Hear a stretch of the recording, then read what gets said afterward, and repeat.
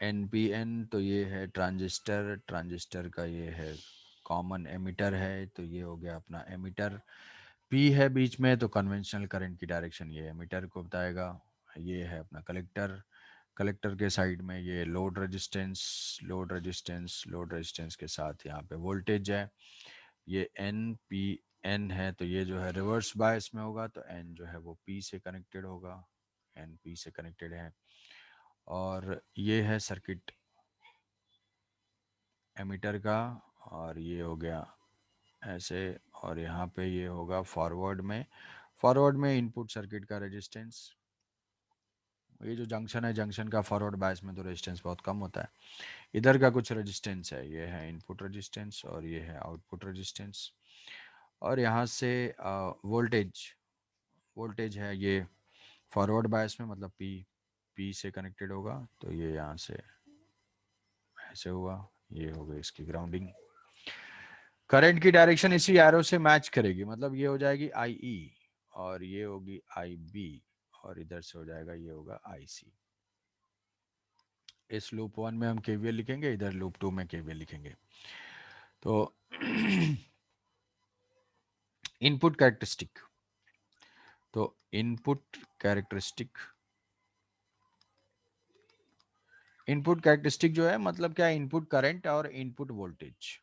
ये क्या हो गया, ये अपना हो गया VBB, ये हो गया VCC।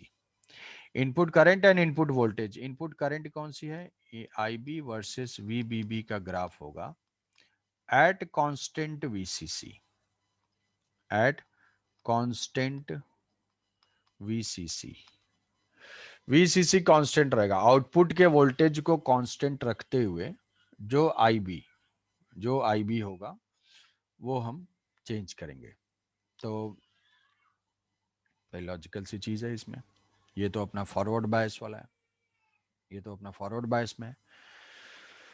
IB जो है इनपुट का जो इक्वेशन है, इक्वेशन लिखा हुआ है कि इक्वेशन कितना है, equation VBB is equal to IBRI plus VBE, base and emitter junction का potential difference, base and emitter junction का पोटेंशियल डिफरेंस।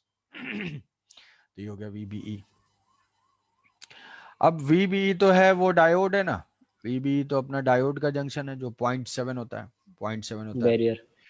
बैरियर का पोटेंशियल है। तो अगर हम VBB बढ़ाते हैं तो इनपुट रेजिस्टेंस तो कांस्टेंट है, IB इंक्रीज होगा, बट इस बैरियर को क्रॉस करना पड़ेगा, बैरियर को क्रॉस करना पड़ेगा। तो बैरियर को अगर हम क्रॉस करेंगे तो इसका कैरेक्टरिस्टिक वैसे ही हो जाएगा, कैसा अपना, ये है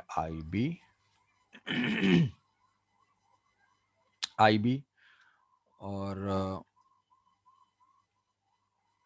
versus VB input voltage. Forward का ग्राफ कैसा होता है भाई, नी वोल्टेज के जैसे ही होता है, नी वोल्टेज होता है उसमें। तो ये यहाँ से नी voltage, small amount of current flow और कर रहा उसके हो। बाद जो है फिर ये सडनली ऐसे राइज होगा, ऐसे टाइप का ये राइज होगा।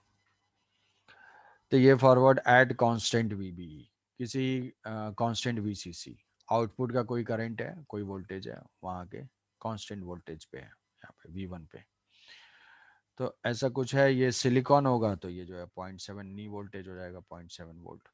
मतलब अगर इनपुट वोल्टेज क्या अपना VBB है, VBB अगर कांस्टेंट होता है, VBB 0.7 से कम होगा तो करंट जीरो होगी, VBB अगर 0.7 से कम होगा तो ये जीरो होगी, उससे ज़्यादा होगा तो ये करंट ऐसे बढ़ता जाएगा, करंट बढ़ता जाएगा, ऑलमोस्ट ये वर्टिकल हो जाता है।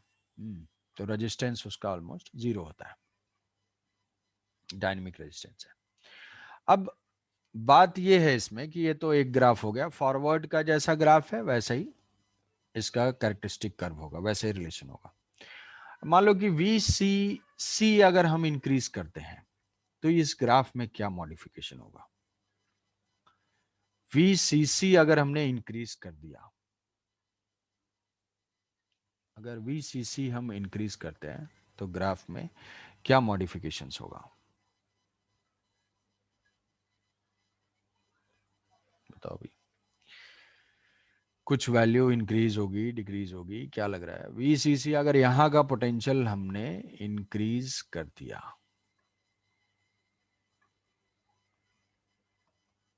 तो बेस की करंट के ऊपर क्या इफेक्ट होगा?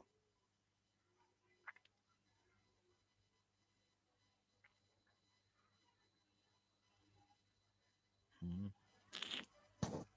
सर वो भी इंक्रीज करेगा ना सर? अगर बेस की करंट आई भी। इंक्रीज कर जाएगा, आई भी इंक्रीज करेगा। अच्छा, और कुछ भी?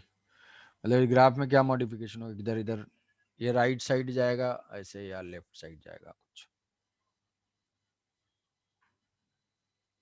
Right sir side. आपने जो वीबीबी का जो इक्वेशन लिखा है उधर तो कहीं पर वीसीसी तो नहीं यूज हो रहा? हाँ, ये जो है एट कांस्टेंट वीसी, मतलब ये वीसीसी की वैल्यू है। वीसीसी इज इक्वल टू, ये है V1। मान लिया कि वीसीसी की वैल्यू मैंने 5 वोल्ट पे इसको ड्रॉ किया है, मान लिया 10 वोल्ट पे। चलो मैं एक रैंडम वैल्यू ले लेता हूँ, मैं रैंडम वैल्यू लेता हूँ। VCC is equal to 10 volt.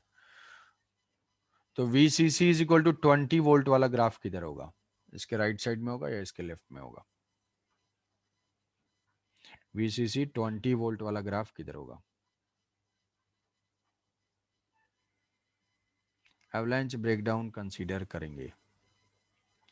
Breakdown नहीं कंसीडर करना है।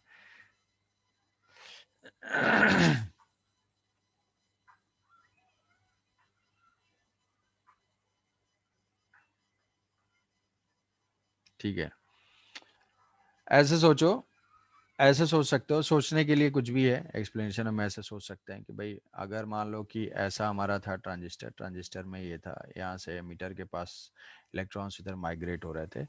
अगर मान लो कि अभी हम वीबीबी को सेम ही रखते हैं, वीबीबी को सेम रखते हैं, और यहाँ का पोटेंशियल जो पॉजिटिव था ये सी वाला हम बढ़ा देते हैं, वोल्टेज बढ़ाएंगे 20 वोल्ट कर देंगे तो ये और ज़्यादा हो जाएगा। तो जो इलेक्ट्रॉन्स बी के तरफ जा रहे थे, जो इलेक्ट्रॉन्स बी बेस की तरफ जा रहे थे, अब उनका नंबर थोड़ा सा और कम हो जाएगा। उनका नंबर क्या होगा? और कम हो जाएगा। मतलब अगर हम वोल्टेज ये बढ़ाते जाएंगे तो जो इलेक्ट्रॉन्स हैं कलेक्ट एमिटर के, वो और ज्यादा उसको पेनिट्रेट करते हुए कलेक्टर की तरफ ही मोस्टली डेविएट हो जाएंगे, बेस की तरफ के डिक्रीज हो जाएंगे, बेस की तरफ के डिक्रीज हो जाएंगे। तो बेस की तरफ डिक्रीज हो जाएंगे तो क्या होगा? बेस करंट डिक्रीज हो जाएगी, बेस करंट कम हो जाएगी। तो किसी गिवन वीबीबी पे, कोई भी गिवन अगर वीबीबी होगा, तो जो हाई वोल्टेज पे जितनी करंट है, 10 वोल्ट पे जितनी करंट है, 20 वोल्ट पे करंट उससे कम होगी। इधर का वोल्टेज बढ़ाया, वीसीसी मैंने इंक्रीज किया, वीसीसी इंक्रीज किया तो हम ऐसे सोच सकते हैं कि यहाँ से इलेक्ट्रॉन्स ज्यादा क्रॉस करने लगे, इधर ज्यादा उनको ड्राइविंग फोर्स मिल गया कलेक्टर की तरफ जाने के लिए। तो इलेक्ट्रॉन ज्यादा क्रॉस करने लगे तो क्या होगा? करंट की वैल्यू डिक्रीज हो जाएगी, करंट की वैल्यू आईबी की वैल्यू बेस की तरफ कम जाएंगे। तो करंट की वैल्यू डिक्रीज हो जाएगी तो हमेशा हर पॉइंट पे सेम टाइप का होगा। तो ये जो ग्राफ है ये ऐसा कुछ हो जाएगा, हाई वोल्टेज की तरफ ये ऐसे होगा। मतलब अगर ऐसा हुआ है तो मतलब वीसीसी मैंने कुछ 10 वोल्ट से ज़्यादा लिया है। यहाँ पे अगर V1 एंड V2 मार्क्ड है, V1 एंड V2 मार्क्ड है, तो क्या बोलेंगे? V2 is more than V1। तो इसमें नी वोल्टेज कुछ चेंज होगा? नी वोल्टेज थोड़ा बहुत चेंज हो जाएगा, नी वोल्टेज चेंज हो जाएगा। ठीक है, तो वो ग्राफ जो है, ये ग्राफ ओपन हो जाएगा एक और बार बोलेंगे सर? कि अगर अगर इस साइड से अगर हमने वीसीसी को इंक्रीज किया, वीसीसी को अगर इंक्रीज कर दिया, तो अपना जैसे मन ने ब्लॉक डायग्राम से जो भी समझा था उस केस में क्या है कि एमिटर एमिटर के पास इलेक्ट्रॉन थे, यहाँ पे बेस था और यहाँ पे कलेक्टर था। ये सारे खूब सारे जो इलेक्ट्रॉन है ये कलेक्टर की तरफ जा रहे थे। तो एक तो इनकी फॉरवर्ड बायसिंग, एमिटर और बेस की फॉरवर्ड बायसिंग, और एक जो है कलेक्टर का हाई पोटेंशियल, ये क्या कर रहा है? इनको जो है अट्रैक्ट कर रहा है। तो ये थिन, अगर ये वोल्टेज मैं और इंक्रीज कर देता हूं तो मान लो कि यहाँ पे 95 इलेक्ट्रॉन्स आ रहे थे और यहाँ पे 5 इलेक्ट्रॉन्स रह रहे थे। अब अगर ये बढ़ा दूंगा तो ये क्या हो जाएगा, 95 के बजाय जो है 98 आना स्टार्ट हो जाएंगे due to high voltage of the collector. Collector side में वोल्टेज बढ़ गया, वीसीसी इंक्रीज हो गया। तो जो उसके करस्पॉन्डिंग क्या होगी, आईबी की, जो आईबी के पास जो इलेक्ट्रॉन जा रहे होंगे वो नंबर कम हो जाएगा। कम हो जाएगा मतलब किसी गिवन वीबीपी पे कि इनपुट वोल्टेज कांस्टेंट रखा और सिर्फ वीसी को मैंने चेंज कर दिया, 20 कर दिया, तो जो करंट की वैल्यू होगी वो करंट की वैल्यू उससे थोड़ा डिक्रीज हो जाएगी। तो हाई वोल्टेज का जो ग्राफ होगा वो थोड़ा सा ऐसे फ्लैट हो जाएगा, और वोल्टेज बढ़ाएंगे और फ्लैट हो जाएगा, और वोल्टेज बढ़ाएंगे और फ्लैट हो जाएगा, इस टाइप का होगा। ठीक है, तो कंपेयर करने के लिए आ सकता है इसमें कि हाई वोल्टेज का ग्राफ कौन सा होगा, तो हाई वोल्टेज का ग्राफ ऐसा हो जाएगा। फॉरवर्ड टाइप का ये होगा, हाई वोल्टेज का ग्राफ थोड़ा सा ओपन और हो जाएगा और फ्लैट टाइप का हो जाएगा। तो ये अपना इनपुट कैरेक्टरिस्टिक फॉरवर्ड बायस जैसा ही होगा, इनपुट कैरेक्टरिस्टिक फॉरवर्ड बायस जैसा ही होगा, बस अगर वीसीसी को चेंज करेंगे, हाई वोल्टेज करेंगे वीसीसी का, तो ये ग्राफ जो है थोड़ा फ्लैट होता जाएगा, ओपन होता जाएगा। वोल्टेज कम करेंगे तो ये ग्राफ इधर हो जाएगा। मतलब 5 वोल्ट वाला अगर ग्राफ मुझे बनाना होगा तो 5 वोल्ट का ग्राफ इस टाइप का हो जाएगा, ये जो है इस टाइप का ही हो जाएगा। वीसीसी यहाँ पे 5 वोल्ट है इस ग्राफ में। ठीक है, समझे, रिवर्स टाइप का। Output characteristic, output characteristic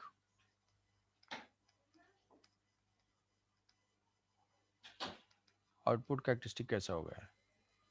output characteristic होता क्या है, आउटपुट करंट और आउटपुट वोल्टेज में relation, output current and output voltage में relation. What is output current, output current है अपना IC, versus what is output voltage, output वाला वोल्टेज जो है वो है वीसीसी। तो आईसी एंड वीसीसी का जो ग्राफ है, आईसी एंड वीसीसी, जो आउटपुट लूप की जो बैटरी है और जो आउटपुट लूप में जो करंट है उसका जो ग्राफ है, that graph is called output graph. कैसा होगा भाई आईसी एंड वीसीसी का ग्राफ, क्या लग रहा है?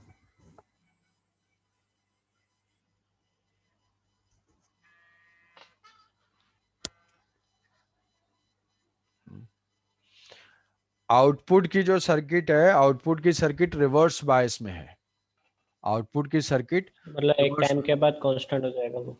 हाँ, आउटपुट की जो सर्किट है वो रिवर्स बायस का है। तो रिवर्स बायस में कैसा ग्राफ होता है, रिवर्स बायस में जो है यहाँ से, ब्रेकडाउन वोल्टेज। हाँ, ब्रेकडाउन वोल्टेज पहुंच रहा है, तो ब्रेकडाउन वगैरह हम नहीं कंसीडर करेंगे यहाँ पे, ब्रेकडाउन वगैरह कंसिडरेशन नहीं है। तो ये से करते हुए ऐसा स्लाइटली इंक्रीज होगा, उसके बाद ये सैचुरेशन वैल्यू पे पहुंच जाता है। तो वैसे ही क्या होगा कि यहाँ पे जब वीसीसी स्टार्टिंग में कम है, ऐसा समझ सकते हो कि भाई वीसीसी की वैल्यू कम है, तो थोड़ा सा जो है करंट की वैल्यू इधर इधर ड्राइविंग फोर्स कम है, जीरो है, आईबी भी जीरो है, सब कुछ जीरो है। बट धीरे धीरे वीसीसी हमने कुछ प्रोवाइड किया है, कुछ बायसिंग वोल्टेज प्रोवाइड किया, तो ये जो है ये इंक्रीज होना एट एट कांस्टेंट, ये जो होता है constant IB, input current constant रखते हुए। आईबी अगर हम कांस्टेंट रखेंगे तो ये जो है ऐसा जो है वीसीसी बढ़ाया तो स्लाइटली रिवर्स बायस में है, रिवर्स बायस में ये बढ़ेगा और बढ़ने के बाद जो है ये फिर ये धीरे धीरे क्या होगा, ये कांस्टेंट हो जाएगा। तो इसका जो ग्राफ है वो इस टाइप का होगा। अगर इसमें आईबी की वैल्यू इंक्रीज करते हैं, ये है सम आईबी की वैल्यू, मान लो IB is equal to 5 milli ampere, 5 milli ampere है, तो मान लो आईबी की वैल्यू 10 मिली एम्पियर करते हैं, 10 मिली एम्पियर, तो आईबी की वैल्यू, आईसी डिक्रीज हो जाएगा। हाँ, आईबी की वैल्यू अगर 10 मिली एम्पियर करेंगे, अरे आईसी क्यों डिक्रीज होगा भाई, अरे IC, IC is equal to beta into IB, IB increase होगा तो आईसी भी इंक्रीज होगा ना। तो अगर हाई बेस बेस करंट है तो ये क्या होगा, ये भी जो है इंक्रीज होगा, आईसी की वैल्यू भी इंक्रीज होगी, सेम टाइप का ट्रेंड होगा, बट फाइनली वो इनफाइनाइट तक नहीं इंक्रीज होगा, ये ऐसे। सैचुरेशन वैल्यू, जो सैचुरेशन वैल्यू रिवर्स बायस में होता है, ये कुछ मान लो हो जाएगा ग्राफ 10 मिली एम्पियर पे। फर्दर आईबी अगर इंक्रीज करेंगे तो आईसी की वैल्यू भी उसके अकॉर्डिंग इंक्रीज हो जाएगी, आईसी की वैल्यू। तो ये सैचुरेशन वैल्यू जो है वो हाई वैल्यू पे जाएगी। ये वैल्यू क्या है भाई, ये वैल्यू अपनी जो है वो बीटा आईसी है, बीटा आईबी। बीटा आईबी की वैल्यू ये है, बीटा आईबी की वैल्यू ये है। तो ऐसे करेंगे तो ये वैल्यू इसकी इंक्रीज होती जाएगी। तो ये होगा आउटपुट करंट का ग्राफ, करंट वोल्टेज का ग्राफ वही होगा जो आउटपुट कैरेक्टरिस्टिक का होगा, इनपुट का ग्राफ वही होगा जो इनपुट कैरेक्टरिस्टिक का होगा। इनपुट फॉरवर्ड में है तो फॉरवर्ड टाइप का ग्राफ होगा, ये रिवर्स में है तो रिवर्स टाइप का ग्राफ होगा। अगर हम आईबी की वैल्यू बढ़ाते हैं तो जो सैचुरेशन वैल्यू होगी आईसी की, जो सैचुरेशन वैल्यू, वो सैचुरेशन वैल्यू बढ़ती जाएगी। तो ऐसा ग्राफ हो जाएगा आउटपुट कैरेक्टरिस्टिक का। ये मान लो, ये हम मान सकते हैं कि ये है I B is equal to 15 milli ampere. तो इनपुट और आउटपुट जो है वो इसी टाइप का हो जाएगा। सर रिवर्स बाइसिंग में सर तो ब्रेकडाउन वोल्टेज के पास तो सर वोल्टेज कांस्टेंट हो जाता है ना सर? ब्रेकडाउन वोल्टेज के बाद वोल्टेज कांस्टेंट हो जाएगा। इसमें आई कांस्टेंट हो। नहीं ब्रेक, अरे ये आई है भाई, ब्रेकडाउन वोल्टेज ब्रेकडाउन हुआ ही नहीं है, ये ब्रेकडाउन नहीं हुआ है। अच्छा वो मतलब मैं छोटा करके दिखा है, हाँ सर। ब्रेकडाउन नहीं है, ब्रेकडाउन नहीं देख रहे हैं हम लोग, ये एक्टिव स्टेट में वोल्टेज उतना नहीं क्रॉस हुआ है। हाँ हाँ ठीक। तो जैसे मान लो कि सर ब्रेकडाउन से फॉरवर्ड बायस्ड में होता है, मतलब ब्रेकडाउन बैरियर बैरियर को क्रॉस करते हैं। ब्रेकडाउन क्या, ब्रेकडाउन सर मतलब बैरियर को जब क्रॉस करेंगे तभी बोलेंगे फॉरवर्ड ब्रेक, बायस्ड में। नहीं फॉरवर्ड बायस में ब्रेकडाउन कहाँ होता है, ब्रेकडाउन तो रिवर्स में होता है। रिवर्स में होता है ना, ब्रेकडाउन रिवर्स में होता है। तो यहां यार, यहां देखो, यहां पे फॉरवर्ड के वोल्टेज को पॉजिटिव तो रिवर्स वाले वोल्टेज को हम नेगेटिव लेते हैं। बट यहां तो इंडिपेंडेंट एक पोटेंशियल डिफरेंस हम ड्रॉ कर रहे हैं कि ये सोच रहा है कि ये फर्स्ट क्वाड्रेंट में आ गया तो ये फॉरवर्ड बायस हो गया। वोल्टेज और करंट के रिलेशन को देखो, पॉजिटिव नेगेटिव तो वो कन्वेंशन वाली बात है कि एक ही डायोड के लिए देखेंगे तो अगर फॉरवर्ड बायस का मतलब पॉजिटिव वोल्टेज और रिवर्स बायस का मतलब हो गया नेगेटिव वोल्टेज। बट ये तुम्हें यहां से क्या लेना है, करंट वर्सेस वोल्टेज का ग्राफ। अब करंट वोल्टेज जो है ये आउटपुट लूप के लिए अलग है, तो आउटपुट लूप का अगर हम देखेंगे, इसको देखो करंट ऐसे, तो करंट इसमें बढ़ रही है मैग्नीट्यूड, माइनस नहीं, माइनस क्या बता रहा है, डायरेक्शन के लिए है ये।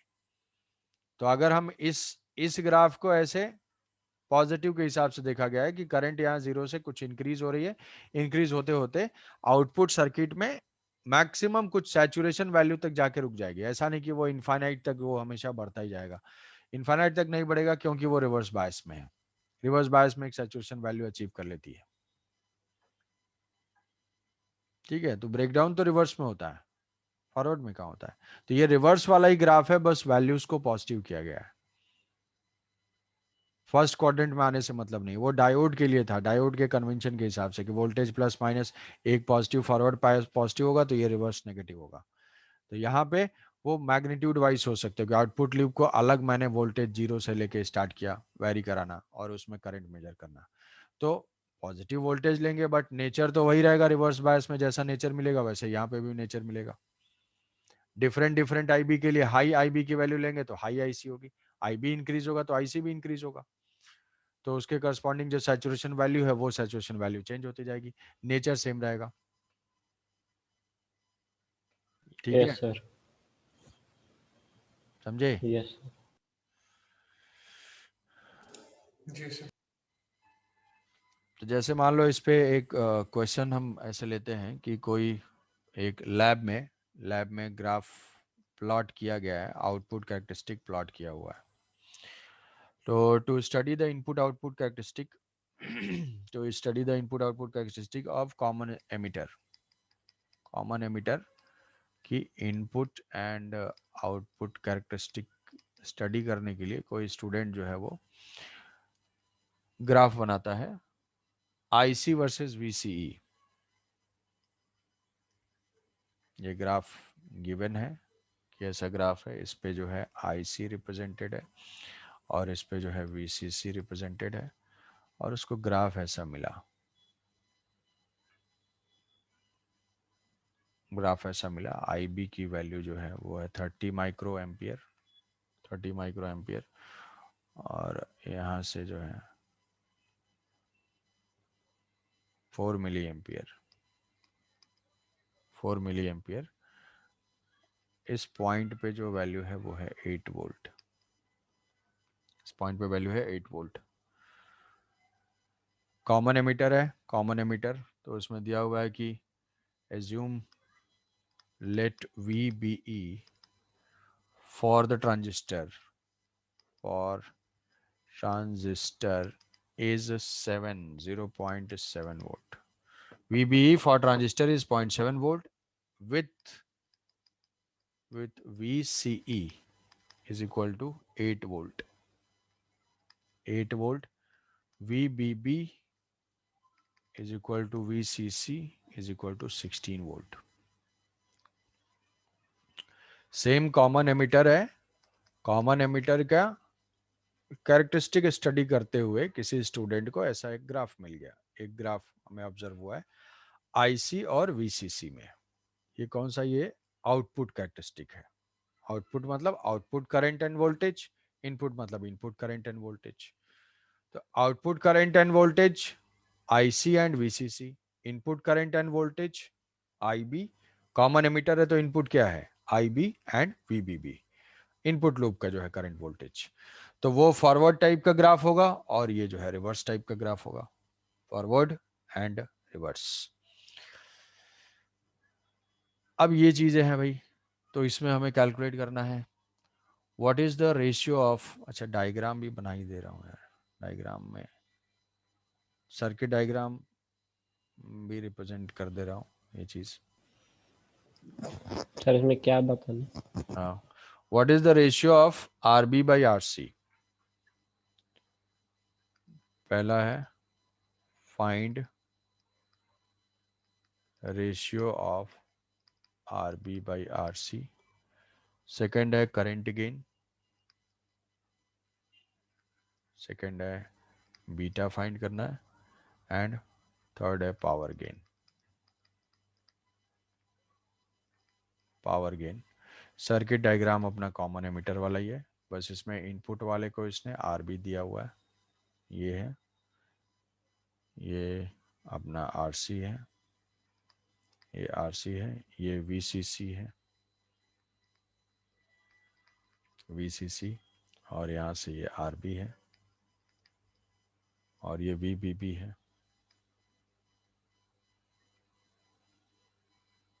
ऐसा है। तो सर दूसरा वाला सर रिवर्स में आएगा।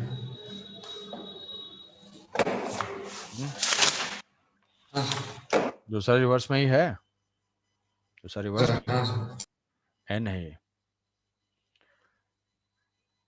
तो RB RC इनपुट वाले को RB बोल रहा है, बेस से जो कनेक्टेड है रेजिस्टेंस तो RB बोल दिया, और ये जो है अपना VBB तो है ही, VBB VCC और ये है RC, आउटपुट जो लोड रेजिस्टेंस है उसको यहाँ पे RC बोल रहा है।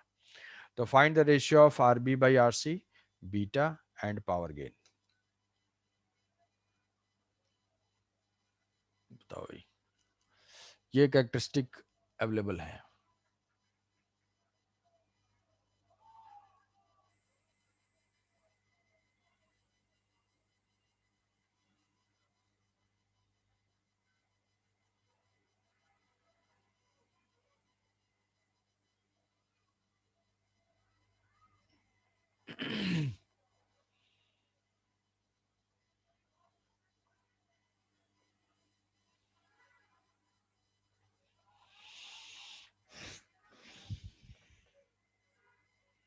क्या इसमें सर 8:3 क्या क्या क्या 8:3 8:3 क्या चीज, क्या है ये रेजिस्टेंस का रेशियो?